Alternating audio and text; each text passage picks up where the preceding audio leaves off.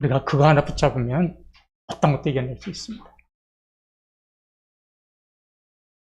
제가 단점이 하나가 있는 게 뭐냐면 무슨 말을 할 때 굉장히 얼굴이 굳어요. 그래서 저 집에 가서 또 한 번 혼날 일이 있어요. 광고 시간에 굉장히 얼굴 굳어서 또 광고했다고 이해해 주시기 바랍니다. 제 잘못이에요. 제 잘못. 제 단점입니다. 웃으면서 해야 되는데 그렇게 유효하지 못해서 제가 좀 딱딱하게 안내 말씀드린 거 사과 말씀드립니다. 오늘 본문의 말씀은 아마 모르시는 분들 안 계실 거예요. 다 알고 있는 내용이죠. 예수님께서 이제 성전에서 말씀을 가르치고 계시는데 서기관과 바리새인이라고 하는 그 지도자들이, 유대 지도자들이 한 여인을 끌고 옵니다. 그리고 와서 이렇게 이야기해요. 선생이요, 이 여자는 음행을 하다가 현장에서 붙잡힌 여자입니다. 불륜을 저지른 거죠. 이런 여자는 율법에 따르면 돌로 쳐서 죽이라고 했는데 당신은 어떻게 생각하십니까? 당신이라면 어떻게 하겠습니까? 이러고 질문을 했어요. 자, 이 질문만 보면 간음한 여인을 율법에 따라서 어떻게 처리해야 하느냐, 이걸 예수님한테 조언을 구하는 것 같죠? 그런데 실상은 그렇지 않습니다. 6절 상반절을 보십시오. 그들이 이렇게 말함은 고발할 조건을 얻고자 하여 예수를 시험함이로라. 실상은 예수님을 함정에 몰아넣고 죽이려는 계획입니다. 모략입니다. 이 유대 종교 지도자들은 예수님이 굉장히 부담스러웠어요. 그래서 어떻게든지 예수님을 제거하고 싶은 마음이 가득했어요. 그래서 전날에도, 이 간음한 여인의 사건이 있기 전날에도요, 예수님을 죽이려는 음모를 세웠습니다. 그게 요한복음 7장 45절 46절에 이렇게 나오죠. 아랫사람들이 대제사장들과 바리새인들에게로 오니 그들이 묻되 어찌하여 잡아오지 아니하였느냐. 아랫사람들이 대답하되 그 사람이 말하는 것처럼 말한 사람은 이때까지 없었나이다 하니. 예, 이 유대 종교 지도자들이 부하 직원, 부하 관리들을 보내서 예수님을 붙잡아오라고 그랬어요. 그런데 이 부하들이 가서 예수님이 말씀하시는 걸 이렇게 잘 들어보니까 예수님에게서 죄를 찾지 못한 거예요. 잡아올 명분을 못 찾았어요. 그래서 빈손으로 왔습니다. 그뿐만 아니에요. 오히려 이들은 예수님을 잡으러 갔다가 예수님이 하신 말씀에 은혜를 받고 감동이 돼서 돌아왔습니다. 이 정도라면 유대 종교 지도자들은 이제 그들의 잘못된 행동을 멈춰야죠. 그런데도 여전히 그들은 또다시 간음한 여자라는 사건을 통해서 예수님을 함정에 몰아넣고 죽이려는 계획을 세웠습니다. 자, 5절을 보십시오. 모세는 율법에 이러한 여자를 돌로 치라 명하였거니와 선생은 어떻게 말하겠나이까? 예, 당시에 간음한 여인은 율법에 따르면 돌로 쳐서 죽이게 되어 있습니다. 이 5절을 잘 보세요. 예수님에게 이렇게 물은 거 아니에요. 여기 간음한 여인이 있습니다. 이 여인을 어떤 율법에 따라서 처리할까요? 이렇게 물은 게 아니죠. 그들은 딱 결론을 내고 왔어요. 뭐예요? 돌로 쳐서 죽여야 한다라는 결론을 딱 내리고 와서 뭐 하는 거예요? 예수님에게 물은 거예요. 그러니까 이 5절만 보더라도 유대 종교 지도자들은 간음한 여인을 정죄하려는 것이 목적이 아니라 뭐가 목적이었냐면 예수님을 제거하려는 것이 목적이었다는 거죠. 자, 이 질문은 예수님을 사면 초과에 빠뜨렸습니다. 이럴 수도 없어, 저럴 수도 없어요. 만약에 예수님께서 그래? 그러면 율법대로 너희들이 돌로 쳐서 죽여라, 이렇게 이야기하면 그동안 예수님이 뭐라고 이야기하고 다니셨냐면 나는 죄인의 친구다, 나는 죄인을 구원하러 온 사람이다, 이렇게 이야기했는데 이게 다 거짓말이 되는 거잖아요. 율법을 용서하지 않고 돌로 쳐서 죽이라고 그랬으니까. 또 반대로, 자, 한 번만 용서해줘라. 이번만 용서해주면 다시 죄지 안 짓겠지? 이렇게 이야기한다면 유대 종교 지도자들은 예수님을 뭐라고 고발할 거예요? 율법도 제대로 지키지 않는 자라고 고발하겠죠. 이럴 수도 저럴 수도 없습니다. 자, 유대 종교 지도자들이 왜 이런 정말 뱀과 같이 정말로 악랄한 그런 음모를 꾸며서 예수님을 사면초가에 빠뜨리게 했을까요? 목적은 딱 한 가지입니다.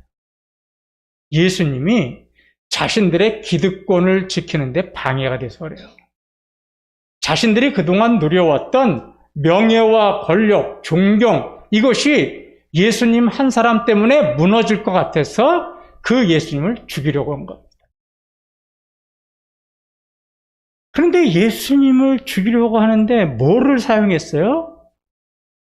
하나님이 주신 율법을 악하게 사용하고 있잖아요. 하나님께서 생명을 살리는 말씀을 주셨는데 생명을 살리는 말씀을 생명을 살리지 않고 오히려 생명을 죽이는 데 사용하고 있잖아요. 자신들의 기득권을 지키는 데 방해가 되니까 하나님의 아들임에도 불구하고 어떻게 하는 거예요? 죽이려고 한 거예요. 이게요, 인간의 악랄함입니다. 자신을 지키고 보호하는데 방해가 되면 그 어떤 것들이라도 제거하려고 하는 것이 인간의 악랄한 모습이요, 세상의 모습이죠. 자, 그런데 여러분, 세상만 그럴까요? 세상만 기득권을 지키기 위해서 수단과 방법을 가리지 않을까요? 로마서 12장 2절을 한번 보시기 바랍니다. 너희는 이 세대를 본받지 말고 오직 마음을 새롭게 함으로 변화를 받아 하나님의 선하시고 기뻐하시고 온전하신 뜻이 무엇인지 분별하도록 하라. 예, 로마서는 사도 바울이 로마에 있는 교회 교인들에게 쓴 편지예요. 근데 여기에 제일 먼저 뭐라고 하냐면 너희는 이 세대를 본받지 말고, 세대라는 것은 세상이죠. 이 세상을 본받지 말라고 그래요. 왜 이 얘기를 했냐면 당시 로마 교회가 어떻게 구성되어 있는가를 보시면 돼요. 사실 로마 교회는요, 로마로 이민 간 유대인들이 세운 교회입니다. 그러다가 로마 황제가 유대인들은 다 로마 땅에서 떠나라 하고 다 떠나요. 그래서 쫓겨나요. 그래서 그 교회의 주인이 누가 됐냐면 당시의 이방인들, 헬라 언어를 사용하는 이방인들이 그 교회의 주인이 됐어요. 그러다가 다시 이제 그 명령이 유야무야 되니까 다시 유대인들이 로마 교회로 들어와요. 그러니까 주인이 떠난 자리에 객이 와서 주인이 되고 주인이 다시 왔는데 객이 된 거예요. 그러다 보니까 이 구성을 보면 한 이방인이 70%, 유대인의 30%가 있어서 서로 간에 뭐가 있었냐면 갈등이 심했어요. 유대인들은 이 율법도 제대로 지키지 못하는 이방인들아 그러고, 이방인들은 지금이 어느 세상인데 그런 거 지켰냐 이러고 막 갈등하고 싸워요. 서로 간에 기득권을 지키고, 음식 먹는 문제도 아니 피를 빼고 먹어야지 왜, 아니 뭐 먹는데 무슨 문제가 있느냐 이러고 서로 싸워요. 이게 결론을 내리면 서로 간의 갈등이 원인이 뭐냐면 자신들의 기득권을 지키려는 거예요. 이런 로마 교회의 문제를 보고 사도 바울이 뭐라 하냐면 너희는 이 세상을 본받지 말라 그런 거예요. 기득권을 지키려고 수단과 방법을 쓰지 않는 그런 일을 본받지 말라. 그러니까 세상만 그런 게 아니라 교회도 마찬가지. 교회에서도요, 자신의 기득권을 지키려고 별의별 방법을 다 써요. 심지어는 하나님의 말씀도 막 인용을 해요.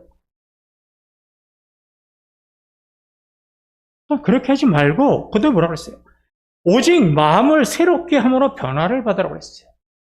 여기서 변화를 받으라는 건 뭐냐면 성령님의 인도하심을 따라 성령님께서 이끄시는 대로 가라, 그런 뜻입니다. 그런 어떤 기득권을 지키기 위해서 간절했던 그런 마음 속에 성령님이 들어오시면, 우리 안에 내주하신 성령님이 우리 안에서 역사하시면 우리가 무엇을 깨닫게 되냐면 하나님의 선하시고 기뻐하시고 온전한 뜻이 무엇인지 분별, 깨닫게 된다라는 거예요. 아, 그렇게 사는 것이 하나님의 뜻이 아니었구나. 이걸 깨닫게 된다라는 거예요. 그러니까 이제까지는 내가 하나님의 뜻을 분별하지 못하고 내 심령이 성령으로 역사되지 못했을 때는 내 기득권을 지키기 위해서 서로 남들을 정죄하고 남들을 비판하고 남들과 다투었는데, 내 안에서 성령이 역사하셔서 그것이 하나님의 뜻이 아니라는 것을 깨닫다 보니까 이제 삶이 변화되는 거예요. 어떻게 변화돼요? 용서하고 배려하는 거죠. 아, 이게 하나님의 뜻이구나. 그래서 성령으로 변화되면 그리스도의 마음이 내 마음이 되는 거예요. 그래서 포용하고 관용하는 삶을 살게 되는 거죠. 자, 다시 이제 본문으로 넘어옵시다. 서기관과 바리새인들이 질문을 받고는 예수님은 7절 하반절에서 이렇게 말씀을 하십니다. 너희 중에 죄 없는 자가 먼저 돌로 치라 하시고. 예, 가늠한 여인을 정죄하기 위해서 이제 가운데에 가늠한 여인이 앉고 삥 둘러 앉았어요. 둘러섰어요. 손에 돌을 들었겠죠? 그런 사람들에게 뭐라고 하냐면 죄 없는 자가 먼저 돌로 쳐라. 이렇게 하겠습니다.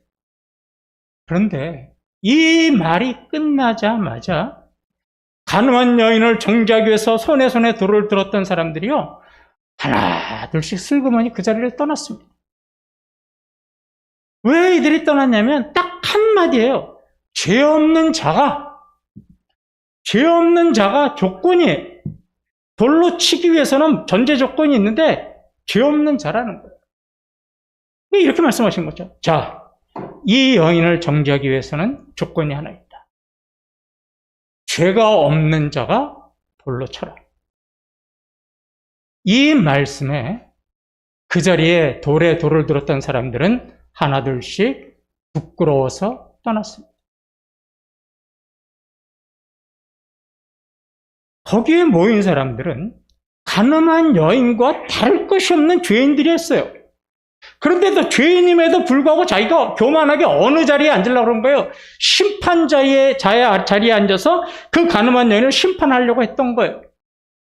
그러다가 예수님이 죄 없는 자가 돌로 쳐라라는 이 말씀 한마디에 양심의 가책을 받았다고 그래요. 이거 굉장히 순화된 표현입니다. 본문에는 그렇게 나오지 않습니다. 굉장히 악한 표현으로 나옵니다. 이게 무슨 말이냐면 원문을 그대로 해석하면 가늠한 여인을 정죄하렸던 그 사람에게 자신이 지은 죄가 오히려 자신을 날카롭고 아주 예리한 칼로 자기를 찔렀다는 거예요. 정죄하려고 돌을 들었는데 자신의 죄가 생각나니까 그 죄가 자기 자신을 찔렀어요. 그러니 그 자리에 있을 수가 없는 거죠. 그 자리를 떠났어요. 정죄 자리에는 이제 가늠한 여인과 예수님만 남았습니다. 그러면 예수님은 왜 남으셨을까요? 예수님은 거기에 모인 사람들 중에서 유일하게 죄가 없으신 분이죠. 유일하게 죄가 없으신 분이기 때문에 죄인을 심판하실 수 있는 심판자시기 때문에 거기에 예수님만 남은 겁니다. 우리는 이 모습을 보면서 무엇을 느껴야 할까요?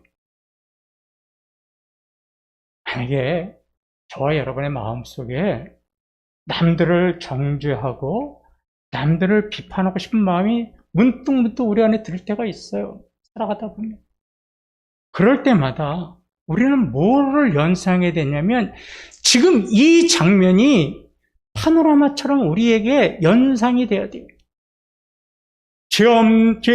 다 손에 돌을 들었던 자가 자신의 죄가 자신을 찔러서 그 죄를 깨닫고 부끄러워서 몰래 떠나고 예수님만 남은 이 장면이 우리가 연상이 된다면 우리는 남들을 정죄하고 비판해서 부끄러움을 당할 일은 없는 거죠. 그래서 남들을 정죄하고 비판하고 싶을 때마다 가늠한 여인의 이 모습을 마치 영화의 한 장면처럼 연상하시기 바랍니다. 그럼 우리는 그런 부끄러움을 당할 일이 없습니다. 자, 예수님은 아무것도 없는 것을 보시고 10절, 11절에서 이렇게 말씀하셨습니다.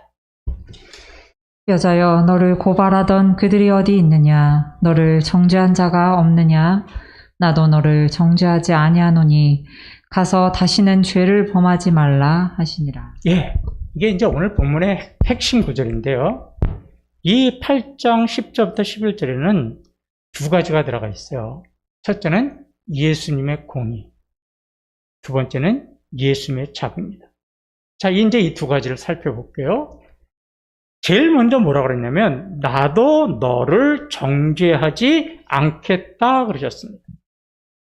정죄하지 않겠다고 하시는 것은 예수님의 자비입니다.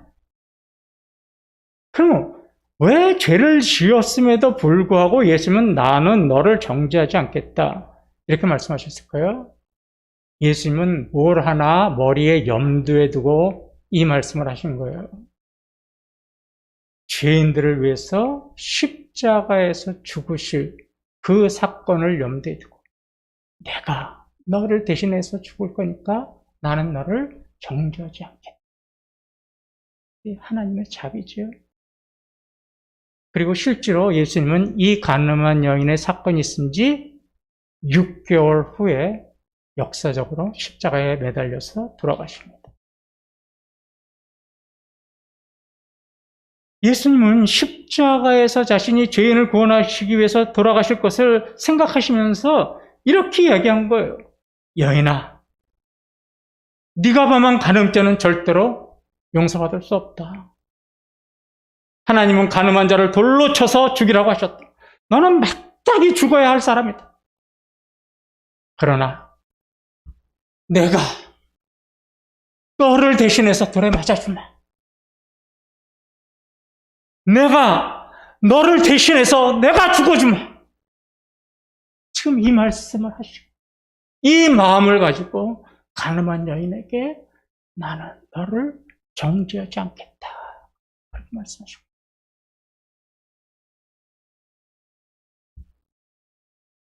이게 간음한 여인을 향한 죄 지은 여인을 향한 예수님의 자비였죠. 자, 예수님은 난 너를 정죄하지 않겠다고 하신 다음에 이어서 뭐라고 말씀하셨냐면 다시는 죄를 범하지 말라라고 하셨어요. 이거는 예수님의 공의입니다. 자, 잘 보세요. 예수님은 간음한 여인에게 가서 죄를 범하지 말라. 다시는 이라는 말이죠. 다시는 죄를 범하지 말라는 말은 무슨 말이냐면 너는 이미 죄인이라는 거예요. 그죠? 너는 죄인인데 다시 그 죄를 범하지 말라는 것은 죄인으로 이미 정죄하신 겁니다. 예수님은요, 무조건 자비를 베푸시는 분이 아니에요. 분명하게 정죄하시는 분입니다. 죄가 있으면. 죄의 문제를 그냥 넘어가시는 분이 아니에요, 예수님은. 그런데도 많은 사람들은 뭐만 생각해요? 아, 예수님은 사랑이시라. 그러니까 죄의 문제를 그냥 우리 예수님은 유야무야 그냥 넘어가실 거라고 생각해요. 그걸 우리는 그렇게 사랑이라고 여겨요. 근데 이거 매우 잘못된 생각입니다. 가서 다시는 죄를 범하지 말라는 것은 분명하게 예수님께서 간음한 여인의 죄를 물으신 거예요. 문책하신 거예요. 정죄하신 거예요. 그런데 예수님의 정죄는 정죄에서 끝나는 것이 아니라 무엇으로 이어져요? 자비로 이어지죠. 예수님의 정죄는 인간의 정죄는 죄를 묻는 것에서 끝나는데 예수님의 정죄는 뭐냐면 어디까지 이어지냐면 다시는 그 죄를 범하지 않는 데까지 물으시는 거예요. 자, 이 가늠한 여인이 붙잡혀온 사건, 우리가 잘 아는 사건은 저와 여러분에게 무슨 메시지를 던져주는 걸까요? 이 많은 사람들이 이 본문을 이렇게 오해해요. 아, 죄 지은 자는 무조건 용서하라는 말씀이시구나. 아닙니다. 그건 기독교 진리가 아니에요. 우리는 뭐 이렇게 교회에서도 어떤 성도가 잘못하면 아유 예수님이 용서해 주셨는데 그냥 용서해 주죠. 이거 기독교 진리 아니에요. 그거 사랑 아닙니다. 방관입니다. 방관 그거는. 또 반대로 죄가 있는 사람은 반드시 그 죄를 물어야 합니다. 이런 메시지를 우리에게 던져주신 것도 아닙니다. 이 사건은요. 우리가 하나님의 자녀로서 이 세상을 살아갈 때 어떻게 하나님의 공의를 실천할까? 또 우리가 하나님의 자비와 사랑을 어떻게 보여줄까? 이 양갈래 사이에서 우리가 어떠한 액션을 취해야 하는지를 보여주는 메시지예요.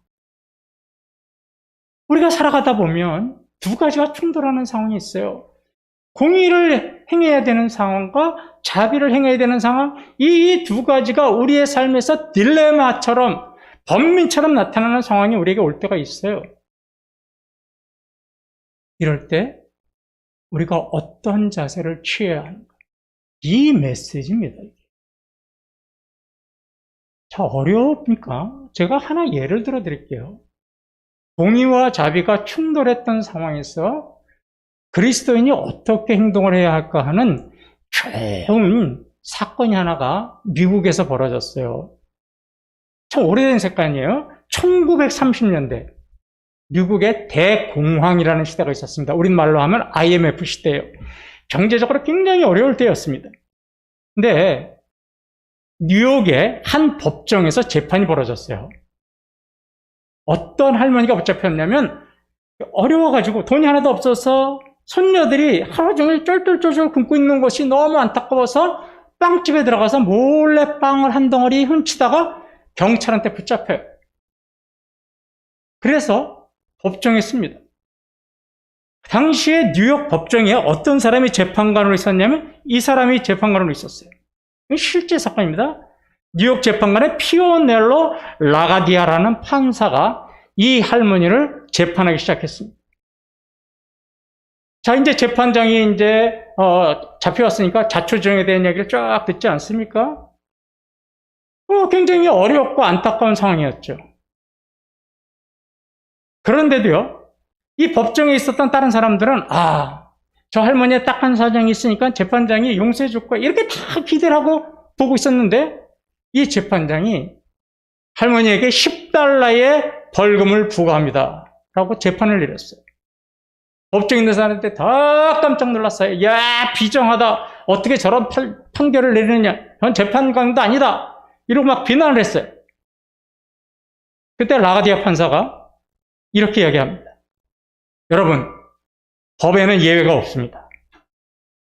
아무리 사정이 딱해도 죄를 지으면 벌금을 내야 합니다. 하지만 가난한 사람이 빵을 훔쳐야 하는 이 비정한 뉴욕이라는 도시에 사는 사람들에게도 저와 같은 할머니를 우리가 제대로 돌보지 못한 죄가 있습니다. 그래서 저는 가난한 사람을 돌보지 못한 죄를 저에게 물어서 저에게 $10의 벌금을 부과합니다. 그리고 내가 낸 $10를 가지고 저 할머니의 벌금을 대신 내도록 하겠습니다. 이렇게 이야기를 해요. 그러고 나서 뭐라고 하냐면, 자, 재판장에 앉아 계신 여러분들도 저와 동일하게 이 뉴욕에 사는 가난한 사람을 돌보지 않은 그 죄가 있습니다. 따라서 여러분에게는 50센트씩의 벌금을 부과합니다. 깜짝 놀라요. 그래서 50센트의 벌금을 다 걷었더니 $47 50센트가 딱 나와요. 그 벌금을 할머니에게 줍니다.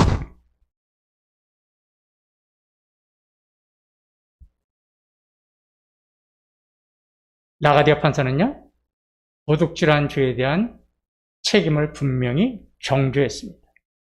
공의를 실현했어요.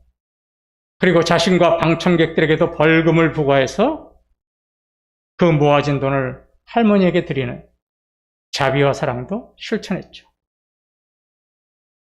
나가디아의 판사는 훗날에 아직까지도 유명한 재판으로 기록되어 있고 모든 재판관들에게 모범적인 판결이 됩니다. 그 이유가 뭔지 아세요? 공의를 위한 공의가 아니라 사랑과 자비를 위한 공의로 재판했다는 거예요. 죄를 묻기 위해서 재판한 것이 아니라 사랑과 자비를 베풀기 전에 공의를 그 위에서 판결한 것이라서 지금까지도 아름다운 판결로 남아 있습니다. 사실 이런 공의와 자비를 실현하신 분은요, 이 라가디아 판사가 아니에요. 하나님이에요, 하나님. 인간은 율법에 의하면 반드시 죄인은 죽어야 되는 거죠. 그러니까 우리가 죄값으로 우리가 죽어야 되는데 하나님은 어떻게 하셨어요? 그 아들 독생자 예수 그리스도를 십자가에서 죽게 하셨죠. 우리가 죽어야 하는데 하나님 아들이 죽게 하신 것은 자비입니다. 그 아들을 왜 죽이셨습니까?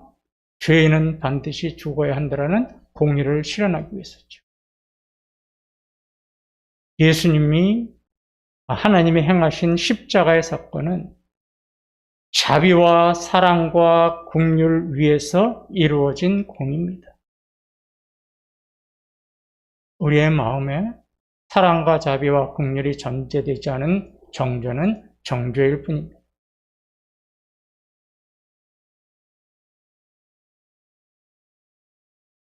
요한복음 3장 17절을 보십시오. 제가 이건 안 적어놨나요?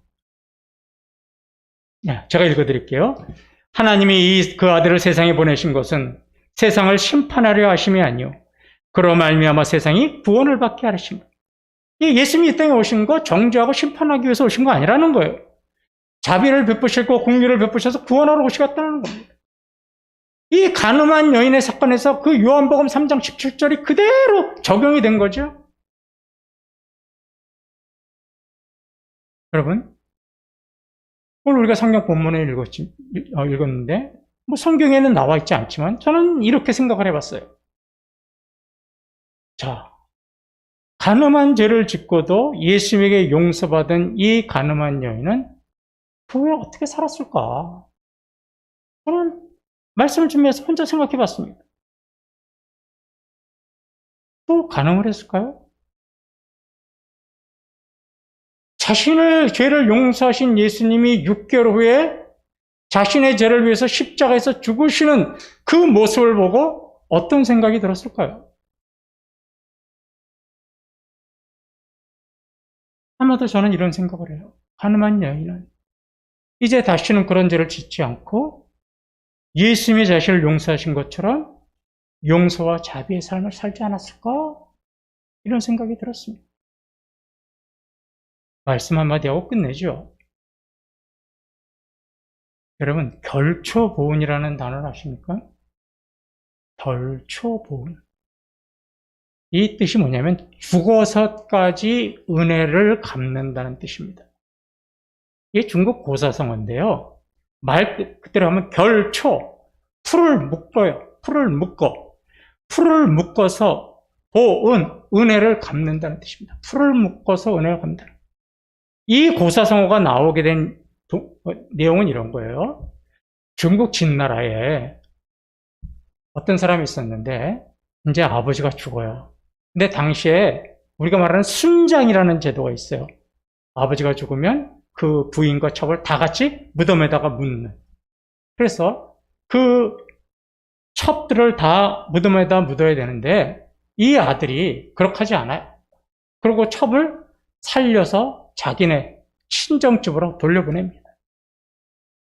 자, 이제 시간이 많이 지났어요. 이제 이 사람이 전쟁터에 나가서 이제 적군의 장소와 전쟁을 합니다.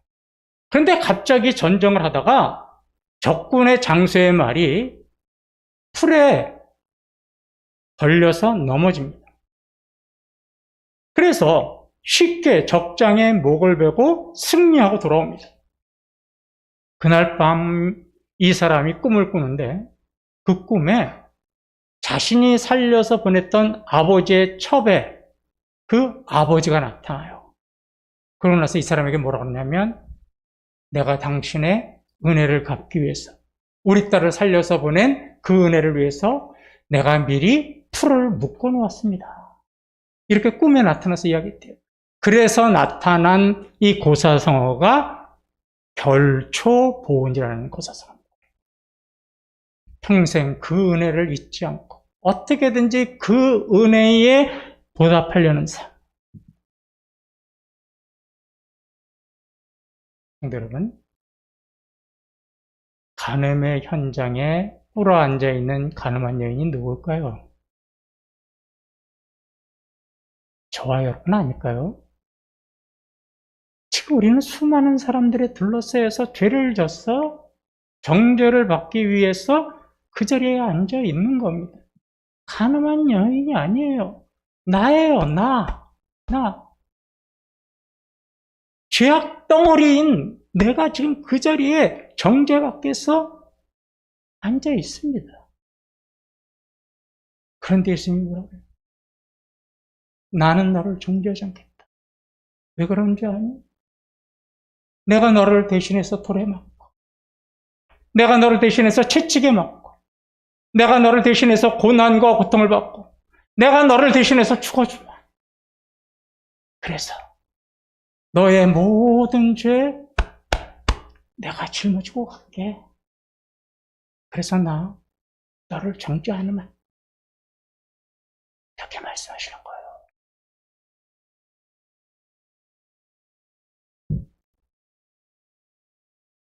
우리가 그 은혜 보답하는 길이 뭘까요? 주님이 십자가에서 보여주신 사랑, 자비, 긍휼, 그 모습대로 살아가는 것이 결초보응이에요.